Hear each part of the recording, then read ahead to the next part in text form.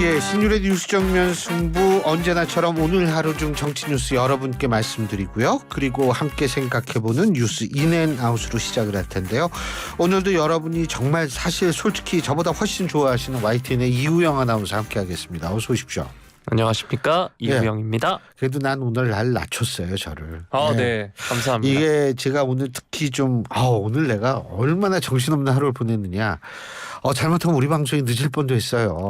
제가 오프닝을 할 뻔했네요. 예, 그렇게는 안 하죠. 44 오늘 그래서 또 이렇게 속도를 내줘가지고 와주신 445도 우리 고 XX 이 기사님 고 선생님한테 제가 진짜 감사의 말씀을 드립니다. 덕분에 늦지 않게 왔습니다. 네. 그리고 뭐 오늘 진짜 오늘 너무 전 하루 종일 정신이 없어가지고 우리 신 PD님이 저한테 막 헤어스타일이 바뀌었다. 바뀐 게 아니에요. 이게 아무것도 이 천연이지 천연. 예. 생머리죠, 생머리. 생머리. 네. 예. 그럼 평소에 가발 썼단 얘기예요? 그게 아니죠. 이제 그 제품이 발려진 머리. 아니면 생머리. 아하, 그렇군요. 네. 예. 그래가지고 너무 정신이 없었어요. 근데 어쨌든 뭐 여러분을 필사적으로 제가 필사적으로 온 건 아니죠. 사실 우리 택시 기사님이 필사적으로 오셨는데. 근데 오늘 아침에 그거 봤어요? 어떤 거 말씀하신 거예요? 오늘 아침은 아니지만 점심 때 연평도 주민들 대피한다는 거 안 봤지 뭘. 저 봤습니다. 진짜 어디서 봤어요? 그럼요. 어디서 봤어요? 저는 실시간으로 늘 모든 그 신문사나 언론사들이 속보가 하면 쫙 올라오기 때문에. 그 이호영 아나운서한테 모든 신문사들이 보내줘요? 아니, 제가 구독을 하는 거기 때문에. 보내준다 이렇게 얘기를 하면 진짜 심각한 상태죠. 네. 네. 이거는 뭐 지금 앰뷸런스를 불러야 될지도 몰라요. 네. 예. 나 근데 진짜 아침에 놀랐어요. 오늘 그리고 이제 제가 또 태어나서 또 연기는 처음 해봤어요. 네.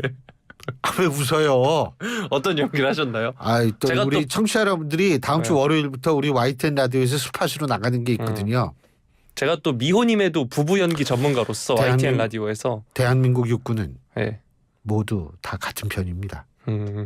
어디서 나온 얘기예요? 서울의 봄 아닌가요? 맞아요. 네.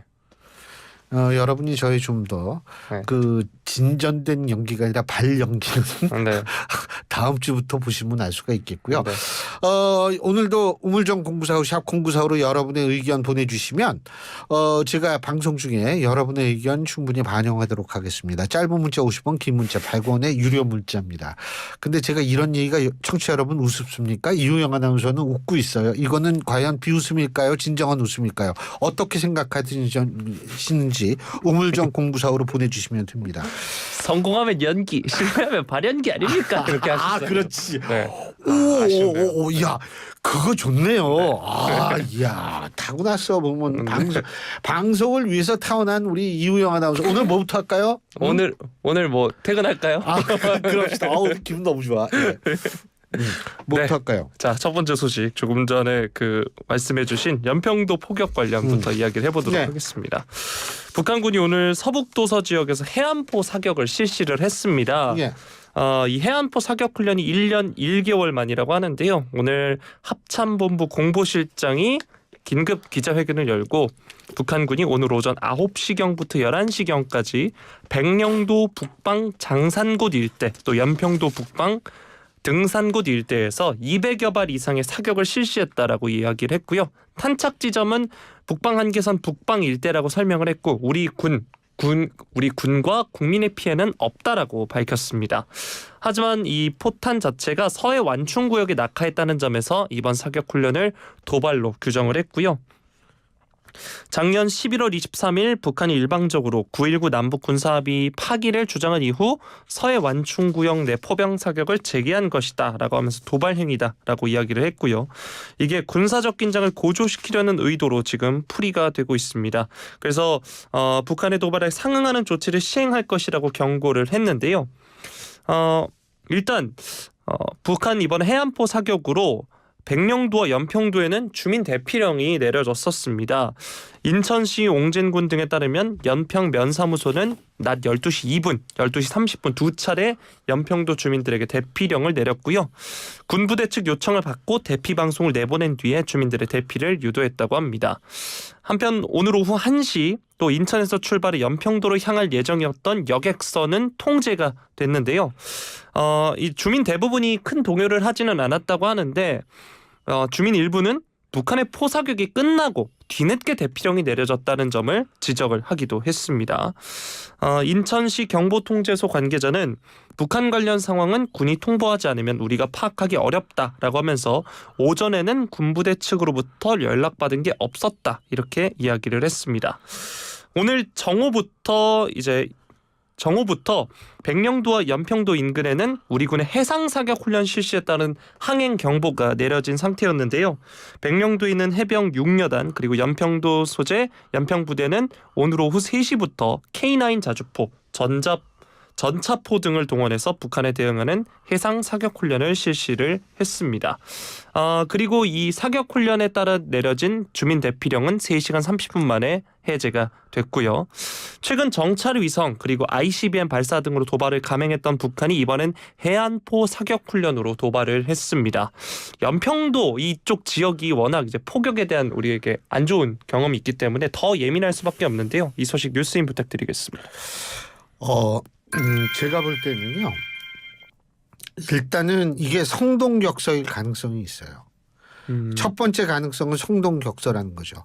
성동격서라는 건 뭐냐면 이쪽한테 자꾸 도발한다는 식으로 해가지고 이쪽에 관심을 돌렸을 때 딴 쪽에 도발할 가능성이 있다는 그렇죠. 거죠. 이 점을 우리가 주의해야 되고 두 번째는 뭐냐면 실제로 우리가 연평도 포격 사건을 우린 생생히 기억해요? 제가 고3 수능 끝나고 그때였습니다. 그 연평도 포격 사건처럼 이쪽에서 있잖아요. 계속 포 훈련하고 해안포 훈련하고 뭐 이런 식으로 하면은 이 주민들이나 우리 당국이 아유 또 하냐 뭐 이런 식으로 넘어갈 수 있잖아요. 이럴 때 기습적으로 공격이 아니라 습격을 할 수 있을 가능성이 있어요. 하마스 저는 이 부분을 제일 눈여겨보는데 그렇기 때문에 실제로 이 성동격서의 가능성 이거 우리가 대비를 해야 되고 또 하나는 뭐냐 하면 쉽게 얘기한다면 연평도 이쪽 연평도뿐만 아니라 서해 5도 전반에 습격을 할 가능성에 충분히 대비를 해야 됩니다. 그러니까 자꾸 뭐 맨날 포 쏴고 그럼 뭐 또 하네 이런 식으로 얘기를 하는 건 생각할 수 있는데 조심해야 되고 그런 의미에서 우리가 오늘 제일 주목해야 될 게 군 당국이 연락을 안 했다. 그래서 대피령이 늦게 떨어졌다. 자, 이거 그냥 넘어가면 안 됩니다. 어디에 문제가 있었는지 이런 부분을 철저하게 가려내야 될 겁니다. 이거는 우리 대한민국 국민의 생존권하고 직결되는 문제이기 때문에 이거는 전 확실히 가려야 될 것 같습니다. 5265님께서 이런 글을 보내주셨습니다. 2023년 11월 23일은 연평도 포격 13주기였습니다. 삼가 고인들의 명복을 빕니다. 이런 말씀을 보내주셨는데요. 당시 희생자 군인이 2명 사망했고요. 부상 16명에 민간인 사망 2명 또 역시 민간인 부상자는 3명이었습니다. 우리가 이런 역사를 갖고 있기 때문에 이거는 그러니까 성동격서 준비하고 서해 5도에 대한 특별 경계를 강화할 뿐만이 아니고 제가 이제 항상 주장하는 거 이거 일단 대피를 잘해야 되는 거거든요. 네. 대피 여기에 문제가 있으면 이 문제에 대한 철저하게 이 문제를 좀 가려내야겠죠. 예. 네. 자, 다음 소식 살펴보겠습니다. 윤석열 대통령 국회에서 통과된 특별검사 임명 법안 2건에 대해서 제2요구권을 오늘 행사를 했습니다. 이 2건의 특검 법안 대통령 배우자 김건희의 도이치모터스 주가 조작 의혹 진상규명을 위한 특별검사 임명 등에 관한 법률안이 첫 번째고요. 또 화천대유 50억 클럽 뇌물 의혹 사건의 진상규명을 위한 특별검사 임명 등에 관한 법률안 이렇게 해서 쌍특검법으로 불리고 있습니다. 오늘 오전 한덕수 국무총리 주재로 정부 서울청사에서 열린 임시 국무회의에서 해당 법안 제2요구안이 의결된 직후 이를 윤 대통령이 제거했다고 대통령실이 전했는데요. 대통령실 이관섭 비서실장은 거대 야당인 더불어민주당이 국민을 위해 시급한 법안 처리는 미루면서 민생과 무관한 두 가지 특검 법안을 여야 합의도 없이 일방적으로 강행 처리한 데 대해 깊은 유감을 표명한다 이렇게 밝혔고요. 이번 특검 법안들은 총선용 여론 조작을 목적으로 만들어져 많은 문제점이 있다. 다수당의 횡포를 막기 위해 항상 여야 합의로 처리해오던 헌법 관례를 무시했고 재판 중인 사건 관련자들을 이중으로 과잉 수사에 인권이 유린당한다라고 비판을 했습니다.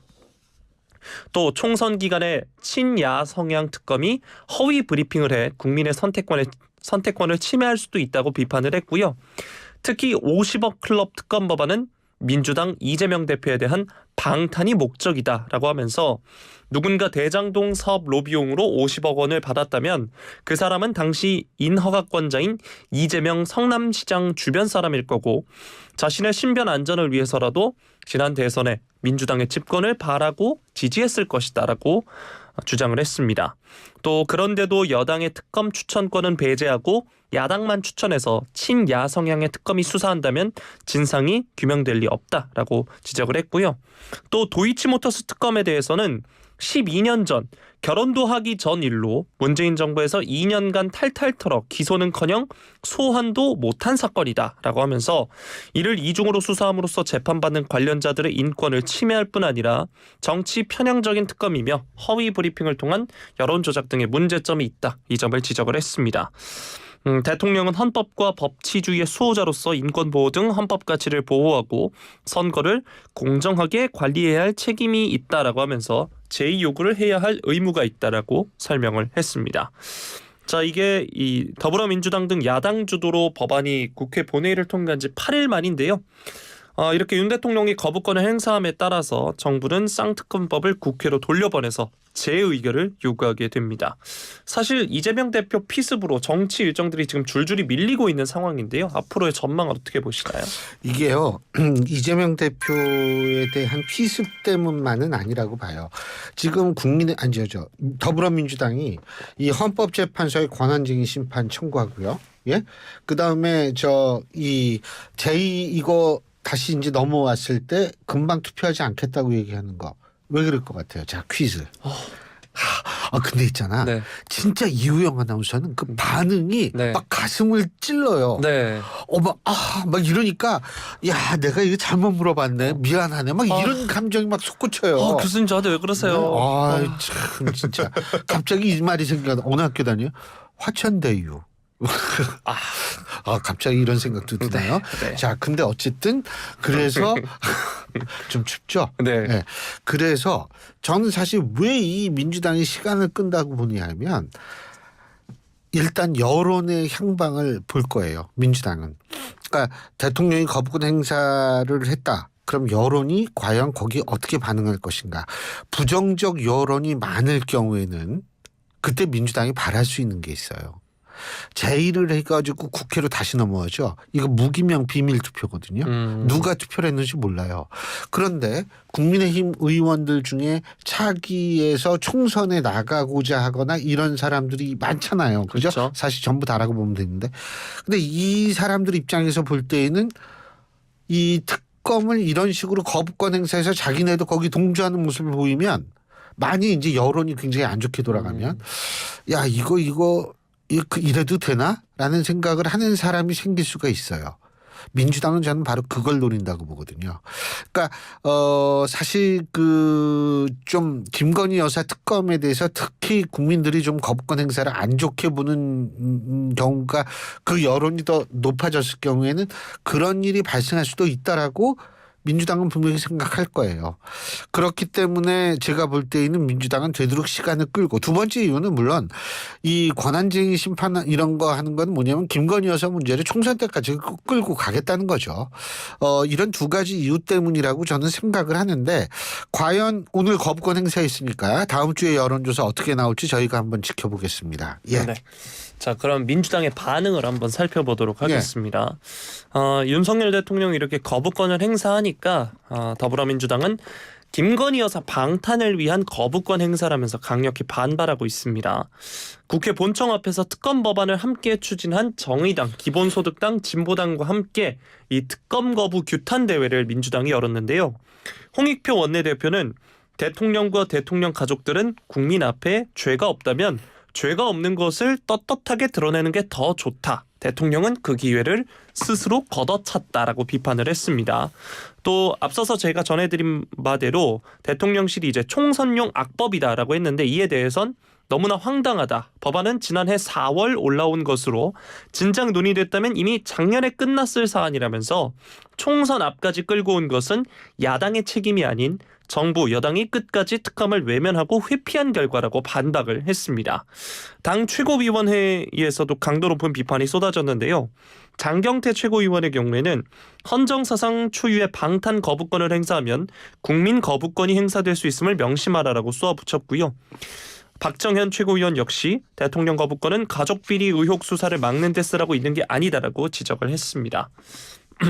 그리고 권칠승 수석 대변인은 브리핑을 통해서 쌍특검법 거부는 윤 대통령 스스로가 범인이고 윤석열 정부는 범죄 보호 정권임을 자인한 것이다라고 강하게 비판을 했고요. 당 싱크탱크인 민주연구원은 긴급 토론회 김건희 방탄 거부권 무엇이 문제인가라는 토론회를 오늘 국회에서 열고 관련 문제를 논의를 했습니다. 대통령의 거부권 행사에 대해 민주당은 지금 거세게 반발하고 있는 상황입니다. 민주당의 반응은 어떻게 보셨나요? 제가 아까 저한테 이제 멘트 따려고 전화하셨던 기자님들, 이 기자님들이 이제 젊으신 기자님들이잖아요. 그러니까 이거 이제 그 과거 경험도 좀 적으신 분들도 있고 해서 제가 좀 설명이 필요한데 자꾸 이 헌법재판소의 권한쟁의 심판을 청구한 것과 이해충돌 방지법하고 헷갈리는 경우가 있어요. 이해충돌 방지법은 당연히 헌법의 하위 법률입니다. 그렇기 때문에 더군다나 이해충돌 방지법 이거 대통령 전혀 이 상관이 없습니다. 왜냐하면 대통령은 외환 이 내란의 혐의가 없으면은 전혀 기소가 되지 않거든요. 그렇기 때문에 이거 상관이 없어요. 지금 권한쟁의 심판을 청구했다라는 거는 뭐냐면 야 이게 이해충돌이 되는 거 아니냐. 이해충돌 방지법하고는 무관하게 어차피 그거는 민주당도 아니까 이해충돌 아니냐 이게 권한을 너무 대통령의 거부권 행사를 이렇게 가족들을 써도 되냐 이런 식의 해석을 해달라고 청구를 한 거예요. 그렇기 때문에 이거는 어떤 법적으로 이게 뭐 헌법재판소가 어떻다 저쩌다 판결이 나와 결정이 나와 헌법재판 결정입니다. 결정이 나와서 뭐 이게 큰 어떤 문제가 야기되는 것은 아닌데 아까도 얘기했지만 민주당 같은 경우에는 지금 이제 이런 식으로 자꾸 하면서 김건희 여사 문제를 좀 크게 만들고 아무래도 저는 총선을 의식을 안 할 수가 없는 상황이기 때문에 이 문제를 총선 때까지 좀 이렇게 계속 끌고 가는 것이 나름대로의 중요한 전략적 사안이다라고 생각을 할 겁니다. 근데 민주당 얘기도 틀리지 않은 점이 있는 게 뭐냐면 이 문제가 오래됐어요. 네.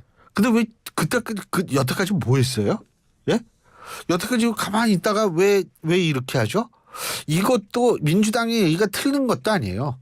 그런데 그렇다고 해서 그럼 국민의힘 얘기 중에서도 이게 총선용이다. 저는 그것도 틀린 얘기라고 생각하지는 않습니다.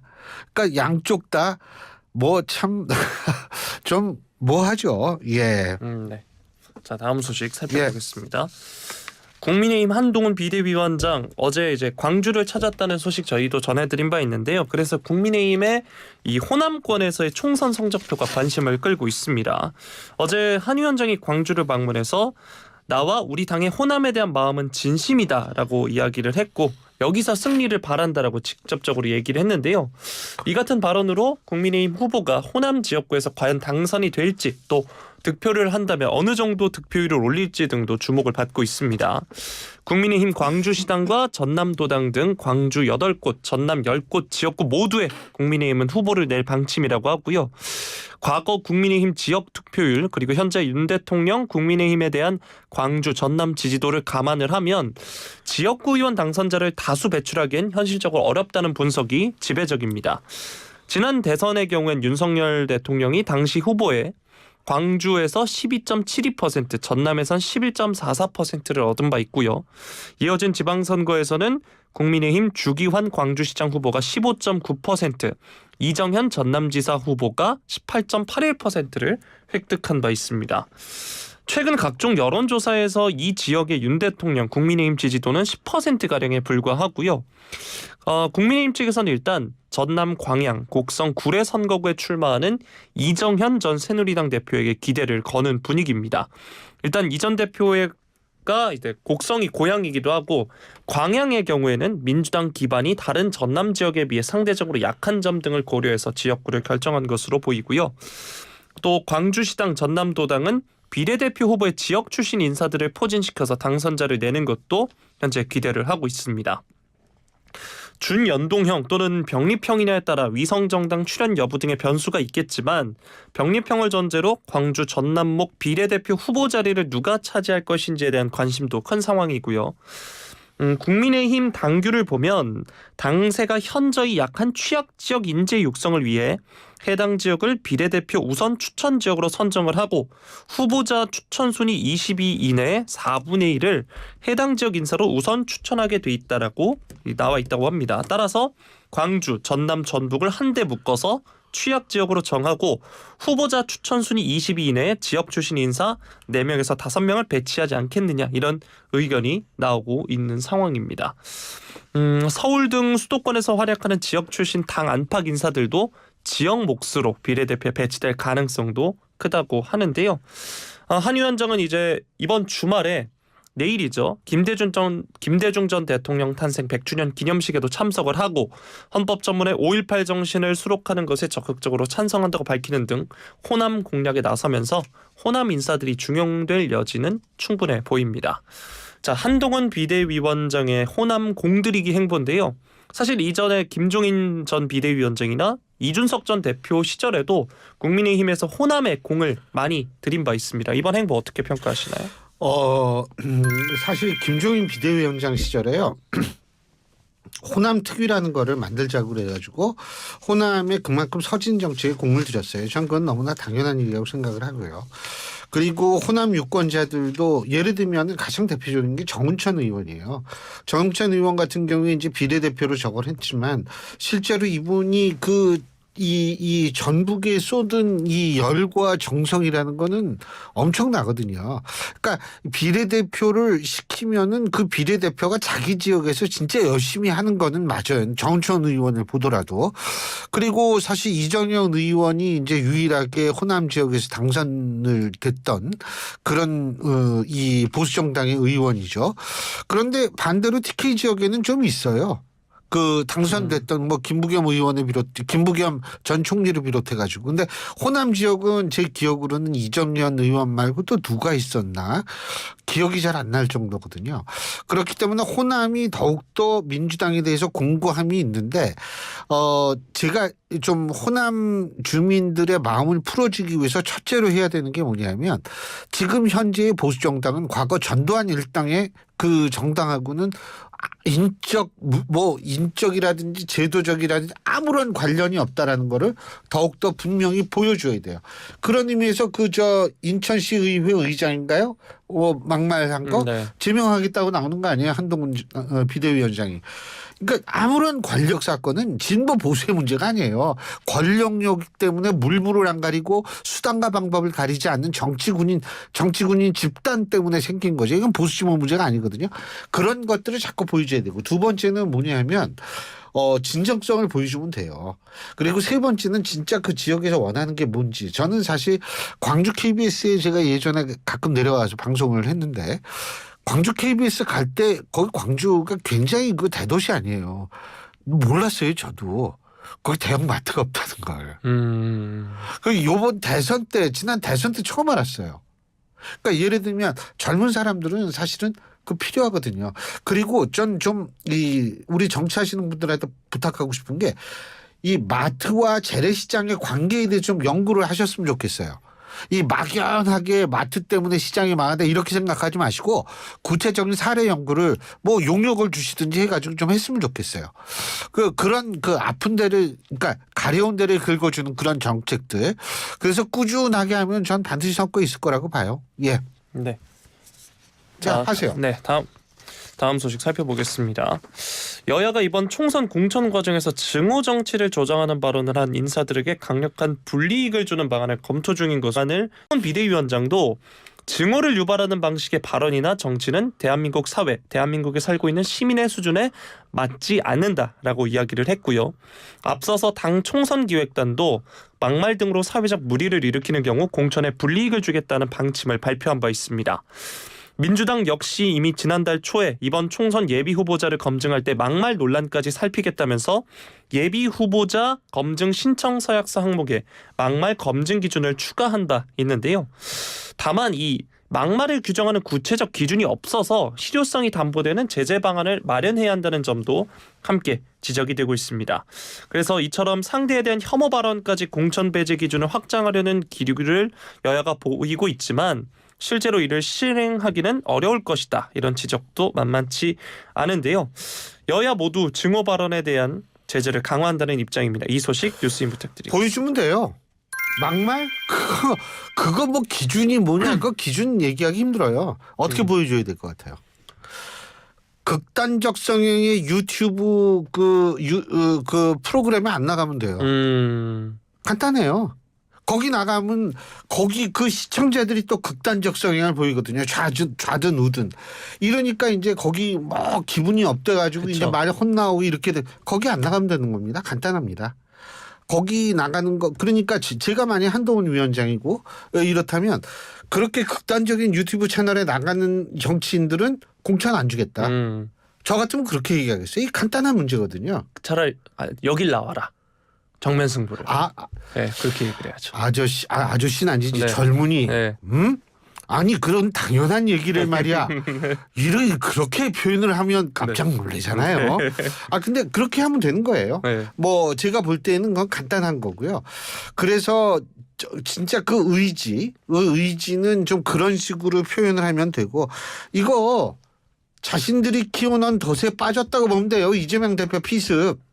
증오의 언어, 막말의 정치. 그 결과가 이재명 대표 피습이거든요. 책임질 사람들이 좀 반성을 해야죠. 예, 오늘 여기까지 하죠. 고맙습니다. 고맙습니다. 예, YTN의 이우영 아나운서였습니다.